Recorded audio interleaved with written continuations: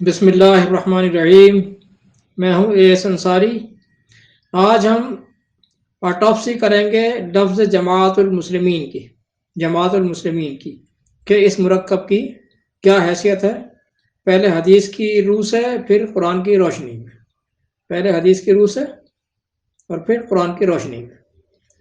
بخاری کھولتے ہیں جناب، صحیح بخاری کتاب الفتن، باب کیف الامر اذا لم تکن جماعہ، حدیث نمبر 1968۔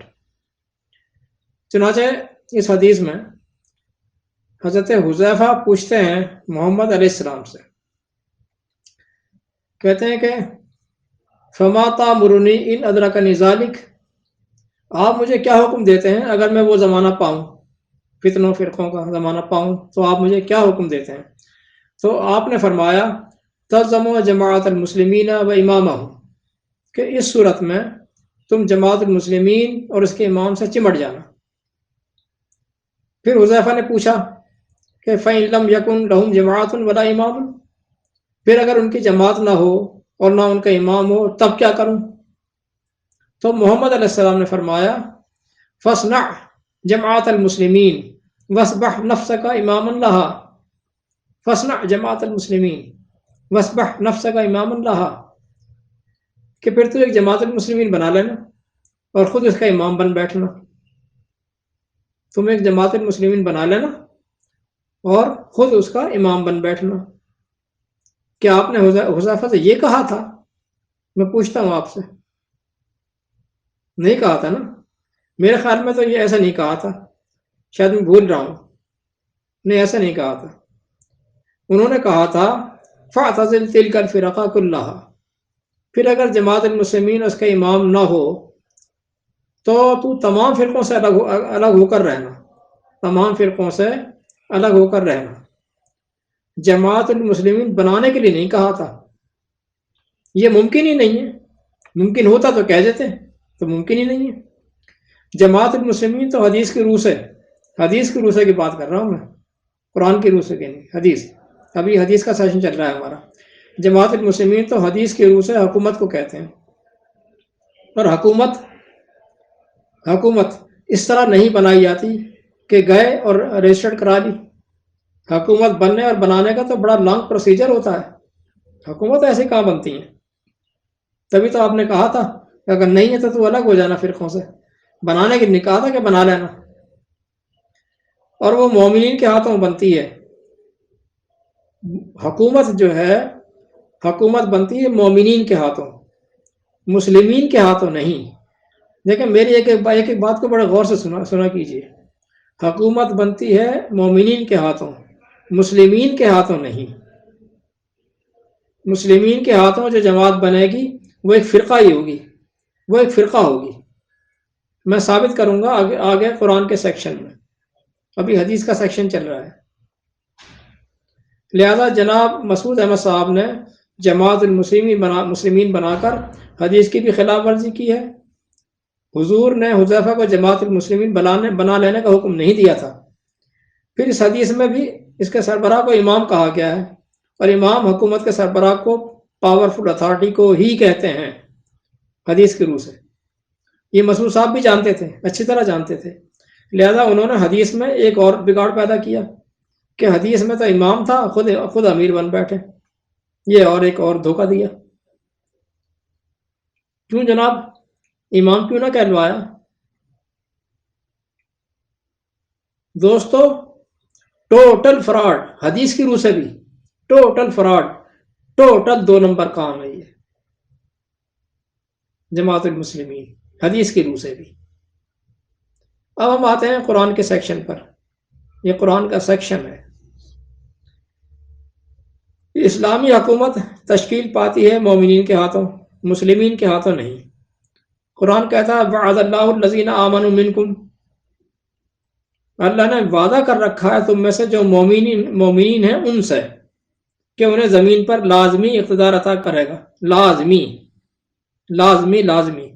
سورہ نور کی آیت نمبر 55 نکال لیجئے، یہ آیت نکال لیں اور پوری آیت کو ذرا غور سے پڑھ جائیے، کئی بار پڑھ جائیے۔ اب آ جائیں سورہ حجرات پر، سورہ حجرات کی آیت نمبر 14 اور 15. یہ بڑی لمبی آیت ہیں، ان کو بھی آپ نکال کر پڑھ لیجیے گا، میں یہاں سرسری سے عرض کیے دیتا ہوں. 14 اور 15. یہ بدو لوگ آتے ہیں، بیعت کرتے ہیں، اور پھر کہنا شروع کر دیتے ہیں وقالت الاعراب آمنا. یہ بدو لوگ کہنا شروع کر دیتے ہیں کہ ہم ایمان لے آئے. اے رسول آپ کہہ دیجئے کہ تم ایمان نہیں لائے، بلکہ یوں کہو کہ اسلمنا، ہم نے اسلام قبول کیا ہے، مسلم ہوئے ہیں. ایمان تو تمہارے دلوں میں ابھی داخل ہوا ہی نہیں ہے. اگر اسلام لانے کی صورت میں تم اللہ رسول کی اطاعت کرو گے تو تمہارے کاموں کی اجرتوں میں سے کوئی کٹوتی نہ کی جائے گی. صرف اسلام لانے کی صورت میں نیشنلٹی کہ تمہیں پورے حقوق دیے جائیں گے، کوئی کٹوتی نہ کی جائے گی. پھر اگلی آیت میں ایمان والوں کے اوصاف بیان کر رہا ہے، آیت 15 میں. یہ بھی آپ نکال کے پڑھ لیجئے. آیت ایمان والوں کے اوصاف بیان ہوئے ہیں. ان ایمان لانے والوں میں خود رسول بھی شامل ہیں. 49 کی 14 اور 15. لہذا حکومت چلانے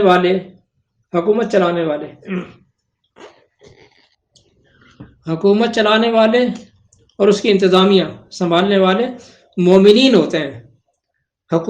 اسلامی حکومت کے کرتا دھرتا، اس کے پلرز مومنین ہوتے ہیں. مسلمین اس کے شہری ہوتے ہیں. جیسا کہ آپ آیت نمبر 14 میں دیکھ لیں، 49 کی 14 میں آپ غور سے پڑھ لیجئے. مسلمین اس کے شہری ہوتے ہیں. اس طرح اس اسلامی حکومت میں ذمہ بھی ہوتے ہیں. جس طرح یہ مسلمین ہوتے ہیں اسی طرح ذمہ بھی ہوتے ہیں. اس کے شہری، وہ بھی اس کے شہری ہوتے ہیں. 9/10. اور یوں یہ ایک پوری یونٹی ہوتی ہے، اسلامی حکومت کی پوری ایک یونٹی ہوتی ہے. مومنین، مسلمین، ذمی سب اس کے اندر رہتے ہیں، سب ہوتے ہیں. ان سب کی ایک یونٹی ہوتی ہے. سب کو برابر کے حقوق دیے جاتے ہیں اور مومنین اس کے ذمہ دار آفیسرز ہوتے ہیں. اب اگر اس یونٹی میں سے مسلمین یہ کہیں کہ ہم اپنی ایک جماعت آرگنائز کر رہے ہیں، اپنی ایک جماعت المسلمین آرگنائز کر رہے ہیں، جماعت المسلمین بنا رہے ہیں، تو یہ تو یونٹی توڑنے والی بات ہو گئی. یہ تو ایک فرقہ بن جائے گا. اسی طرح فرقہ بنتا ہے، فرقہ بن جائے گا. اسلامی حکومت سے کٹ کر الگ ٹولی بنا لینے ہی کو تو فرقہ کہتے ہیں. پھر ذمہ بھی متحد ہو کر ایک جماعت تشکیل دینے کی بات کریں گے. ہم بھی ایک جماعت بناتے ہیں، جماعت الذمیین. مسلمین کی الگ جماعت بن ہی نہیں سکتی. اسی لیے اللہ نے کہیں نہیں کہا جماعت المسلمین، نہ بنانے کا نہ چھوڑنے کا. اس کا وجود ہی فرقہ بن جائے گا. جماعت بننا ہی فرقہ بن جائے گا. مسلم بننے کا تو کہا ہے، اس بیس پر ایک جماعت بنا لینے کا نہیں کہا. مسلم بننے کا کہا ہے، اس بیس پر ایک جماعت بنا لینے کا نہیں کہا. یہی تو فرقہ بن جائے گی. یہ بڑا اہم نقطہ ہے جناب. سب اکٹھے ہو کر رہنے کا تو کہا ہے، اللہ نے بار بار کہا ہے جمیعن، لیکن جماعت نہیں. وہ جانتا تھا کہ لفظ جماعت ہی فرقہ اور فتنے کا سبب بن جائے گا. لفظ جماعت ہی فرقے اور فتنے کا سبب بن جائے گا. چنانچہ اس نے یہ لفظ ہی اڑا دیا قرآن سے. میں تو اللہ کی حکمت اور دانائی پر عش کرتا رہتا ہوں کہ کتنا باخبر ہے وہ لوگوں کے کرتوت سے. جماعت کا لفظ ہی نہیں ہے قرآن میں. آپ حیران ہوں گے. لیکن افسوس قرآن سے رہنمائی لینے والے منظر سے غائب ہو گئے. میں پھر دعوت دوں گا جناب اشتیاق صاحب کو کہ وہ میرے اعتراضات کا جواب دیں یوٹیوب پر آ کر اور یا آن لائن آ کر. میں چیلنج نہیں کر رہا ہوں، میں دعوت دے رہا ہوں بھائیوں کو. والسلام.